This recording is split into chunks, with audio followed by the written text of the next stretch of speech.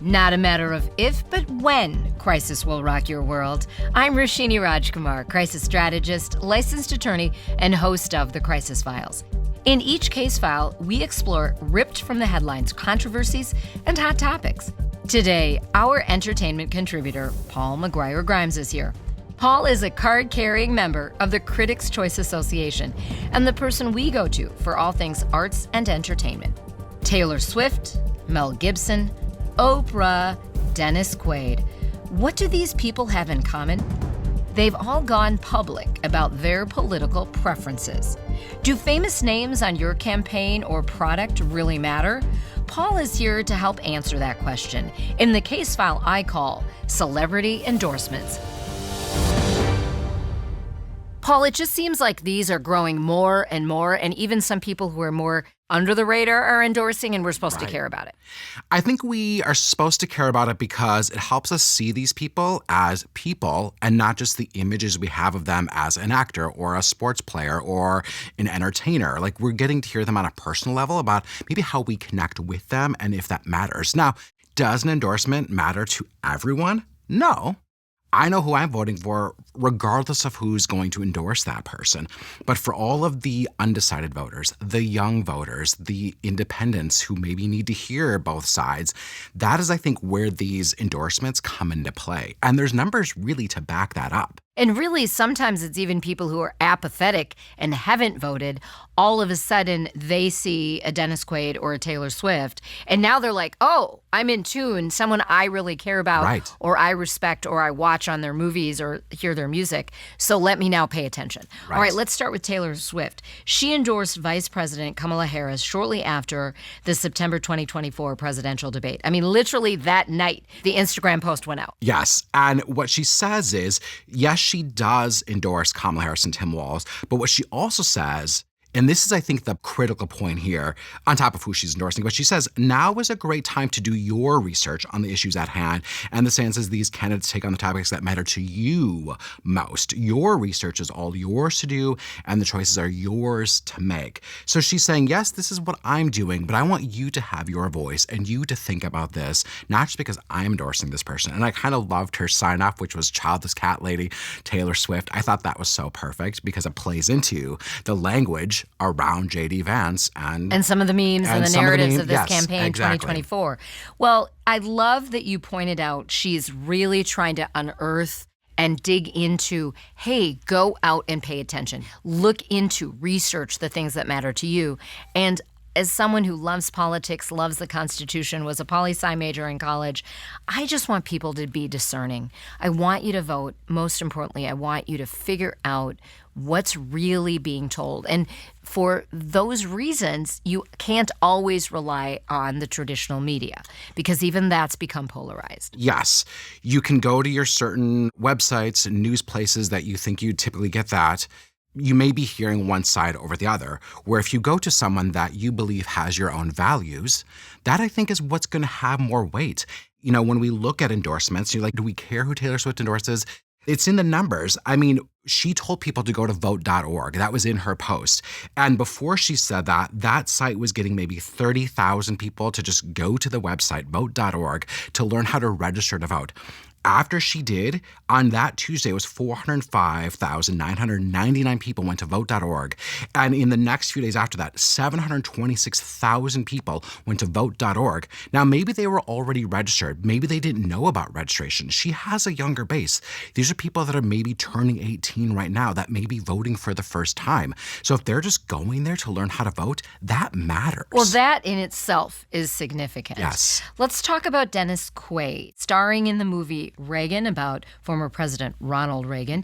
He, in early 2024, endorsed former President Donald Trump for the 2024 election. Now, just a little side note, I happened to have been in New York City at the end of August when Dennis Quaid was a guest on The Today Show. Yeah. One of my dear friends is an anchor and correspondent, Joe Fryer, for The Today Show. I got to hang behind the scenes with his assistant. Were you there that day? When Dennis Quaid was on. So I met some of Joe's colleagues, including Al Roker. I didn't want to be that fangirl and, butt in, because even the actual Today Show people were excited about Dennis Quaid. I'm like, you actually work here. You're going to have your moment. I stayed behind the scenes. But I was like literally a foot or two away from Dennis Quaid. So this was the exact interview that Craig on the Today Show was interviewing Dennis about, the movie Reagan. Yes. What I didn't know was that movie was supposed to come out a couple years ago. It was made during COVID. It was not some kind of political statement, bring it out in 24.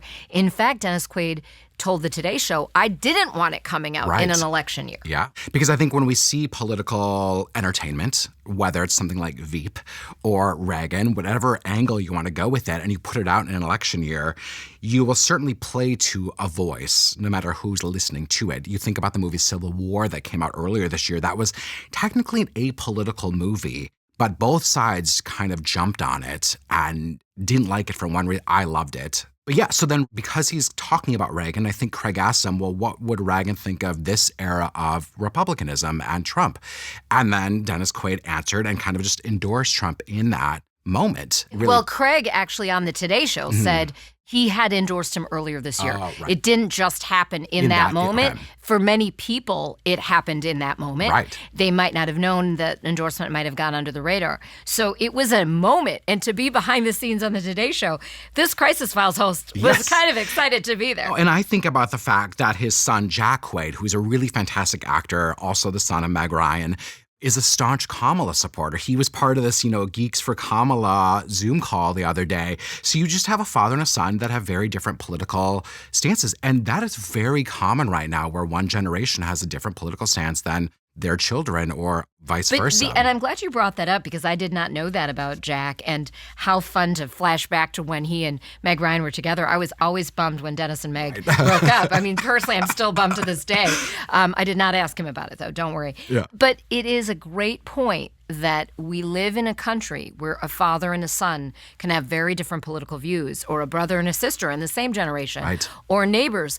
And what I hope people remember is that's okay. Your neighbor's not bad. Your dad, your son, your child's not bad. We just have different opinions. And the beauty of America is that we're supposed to be able to tolerate and have our own opinion. Yes, that would be ideal if that could happen. At least coming from the government. Right. The government shouldn't be telling you what to do. Right. You have your own thing. Now, in your family, in your friend groups, absolutely. That if you're going to have arguments, dicey. if you're going to have boisterous debate, that's also what our country is about. Have that boisterous debate. Because like you shared with me, there's a radio station I go on that does lean right, but I go on all kinds of stations giving commentary about crisis or politics. And you said to me, it helped me to listen to you on that, because I'm hearing what the hosts who interviewed me are thinking, and that widens your understanding. Yes. Doesn't necessarily mean that I'm going to change my opinion, but I'm at least hearing words or how that's being phrased, on one stance or another. And there's been things I'm like, absolutely not, totally disagree on this point, or whatever it may be.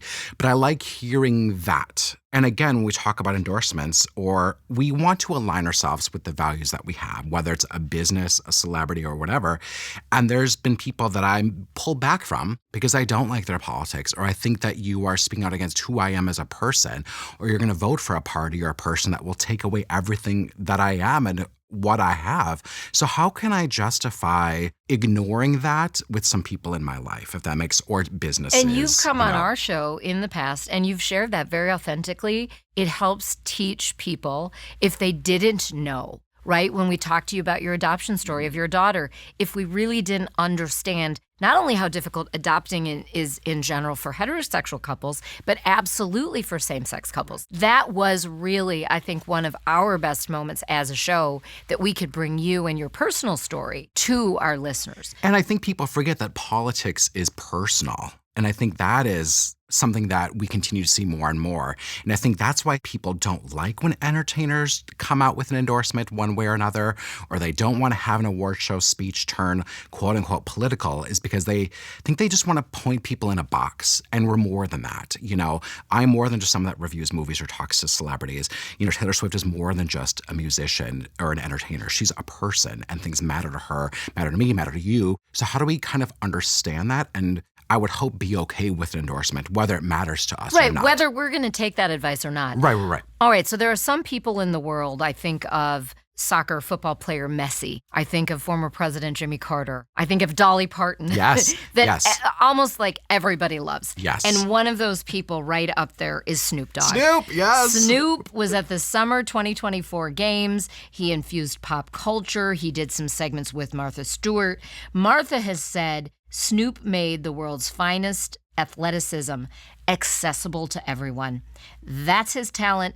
Everybody loves him. That's quoting Martha Stewart, which is a pretty big endorsement from Martha Stewart. And they work together a lot, and it's been fun to see their collaborations. But you bring up the right word there, is accessible, or she does, and you quoting her, is because the Olympics, we saw that this year, somehow became politicized, somehow became one side over the other when it shouldn't be that at all. And how do we interpret that? And even if you're not a sports person, I knew a lot of people that turned into the Olympics because they liked watching Snoop and his commentary, or see him Snoop cheering learning in the about fans. the equestrian horse stuff. Right. It was one of my favorite moments of the Olympics. Right. So Martha's teaching him about the different kind of riding and the different kind of stunts and just his awe in the moment. It was almost childlike and beautiful, but we were learning right along with Snoop. Right, and they're bringing in a different population into the Olympics, much like Taylor Swift brought into the NFL. And now people, maybe in the NFL, maybe not, were scoffing at the fact that Taylor Swift was as involved in the NFL that she was. But girl, she brought people to watching the game. She brought people into watching the Super Bowl. Let's commend that. It was the most watched Super Bowl, correct? Yes, correct. 2024 was. And she had something to do with that. So why are we scoffing at this? Why does it make you so butthurt? I don't think anyone from the Chiefs or the NFL is scoffing. Exactly, it's because the critics it brought out them there. Money. Yeah, the cynics out there. And this is the thing. In my mind, again, common decency is important, but as long as you're not abusing children, killing people, I really don't care what your beliefs are if you want to share across your platforms in hopefully a civil and respectful way, just to share what that is, And I think for most people know what that means for them as a brand, their image, and they're fine with that. Some people purposely don't get political. They don't want to show a side. Much like Dolly Parton, she has actively said, I don't endorse anyone. I don't pick a side politically. I just want people to come together. Those aren't her proper words, but it's that sentiment. And there are businesses like Penzies or Chick-fil-A that are very staunch in their beliefs. So I, as the consumer then, know that brand and decide which one aligns with my life and doesn't. And then I will make the decision about who I will go and support. And they've made an economic choice to even share that. Because Correct. I wanted to get into brands with you. A lot of my clients are in the corporate space, and often when we're talking about strategic messaging, we are having conversations about, should we endorse this as a brand, or should a particular leader endorse? What's that going to do to the stock price? So I have some very, very conservative, and I mean conservative, like not political, that term, but I don't want to be loose with it. If you're going to make any kind of endorsement, whether it's political or about a cause, you have to be ready for whatever backlash comes, or even good sentiment from all of your consumers. Correct. Are you willing to take that on? And if you're not, then don't jump at endorsing or naming or tagging, because there will be some backlash. And then what does that mean when you kowtow to the backlash? If you're going to pull back on whether it's DEI issues or queer issues and say, oh, someone complained, I guess we're going to stop doing all this DEI work that we've been building. Or Target, not to throw them under the bus, I'm really not, but you are a leader in LGBTQ rights and visibility, and you're in the Pride Parade. But then because some people were having a stink in your store, you're going to drastically cut all of that back? You're going against your own word. That's part of your brand. Right. We talked about, with our Crisis Squad member, Jen Hellman, our PR guru, in Brand Rehab, a previous case file, we talked about when brands should jump in, and you first have to be authentic. Yes. And then if you're going to be authentic, definitely go the full yard. Right. You can't do it half-assed. So what happens is if you're not authentic about it, that's likely when the mess occurs. Right. And I think of Budweiser, I think of some Lululemon, I think of a lot of different things like that. Okay, so basic advice when we talk about free speech versus business values and mission. Coming from you, a card-carrying member of the Critics' Choice Association, because here's where your And I world's... literally have a card about it. So I it's love it. it's I love very saying true. that It's because, literally right, a card. It was like my favorite line of the intro, the card carrying. What comes next? Yes, so you're officially a film critic, but you understand, like even in films, there are endorsements. Brands pay to have product placement, different things like that. 100%. So what is your take, just for all of our listeners that may be an employee, maybe a business owner, maybe a leader that has to guide on this when it comes to aligning with either causes or specific people? Think about what your brand is. What is the voice that you want to have? I think about that as a person myself. What is my brand and voice in terms of film criticism, in terms of the interviews that I want to do? I'm generally a very positive person, and that's the voice that I want to have. So if I then am on social media and negative all the time, or I'm blasting people all the time, or being a jerk, that does not align with who I am as a person and my brand. So I think about, if I'm going to share this meme or this video, does that align with who I am? Or am I just being snarky about it? I'm going to pull back on maybe some of my snark so that it's not misconstrued. And I'm always aligning my brand. I'm very cautious about that. If it's my political post on my private Facebook, am I actually writing the post, and why? And how am I going to put these words out there so that people take me seriously? Discernment, yes. intention. So that people understand, oh, he's talking about this. Let me hear what he has to say because I can trust him. Not, this is his 10th post of the day and all 10 have been negative, because then you're just going to drive people away. Well, it's part of the reason you left X, because it was really getting like the gutter. Awful. Trash. Like, I still have a profile, but I never use it. And sometimes I'll go on there just if I see a headline, and what I come across is awful. And it's become very one-sided, which I'm like, this is not helping anything. And what I will say when I think of not only my overall business brand, but the brand for the Crisis Files, we get pitched all the time by people who want to come on the show. And so I have an authentic vision. You know our tagline, not a matter of if, but when, crisis will rock your world. And so most of the time we're dealing with these kinds of, headlines blow up. It gives us things to talk about. And then we also intersperse with very inspirational people. In the case of you, we've done both with you. Thank you. When we did your adoption story of your daughter, we were able to kind of go more personal, and we didn't worry. We put your film critic, entertainment expert hat aside. But it takes me, from the beginning when I launched the show, to be intentional about what content could be part of it, what kind of guests could be part of it. That being said, here we are. We're case file number 117, celebrity endorsements. I am so proud of, we're already in season 3, and the different kinds of guests from different generations, different genders, different sexual orientations, all different races, all different kinds of people have been on the show. I want to say from the 20s to the 70s, age-wise, we've had guests. So I feel really good about that. Good. But it takes, as you've done for your own brand, and hopefully all of our listeners, do an assessment, do a brand assessment. And if you don't think you can handle that on your own, work with your team on it, hire someone to help you with it, because it actually can be very empowering. And do you want to be ahead of the curve on an issue?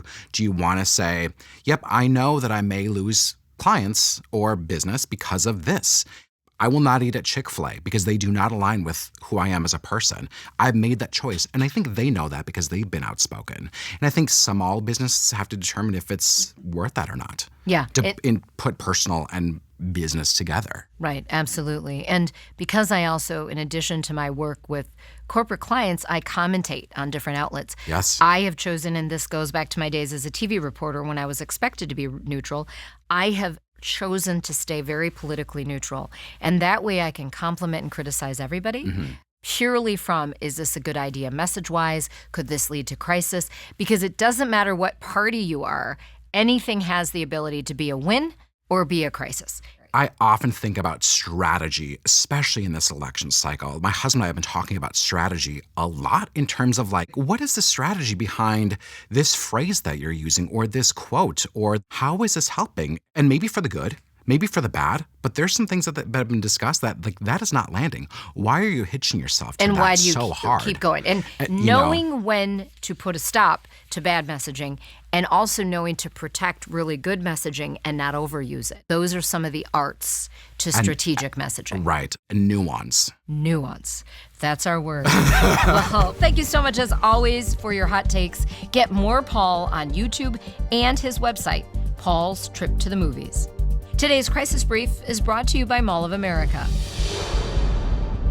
Number 1, we all have the right to have our voice heard, no matter our role or platform. Number 2, when we or any brand choose to engage, do so authentically in a way driven by your values. Number 3, audit your own platforms. What does your communication say about your brand?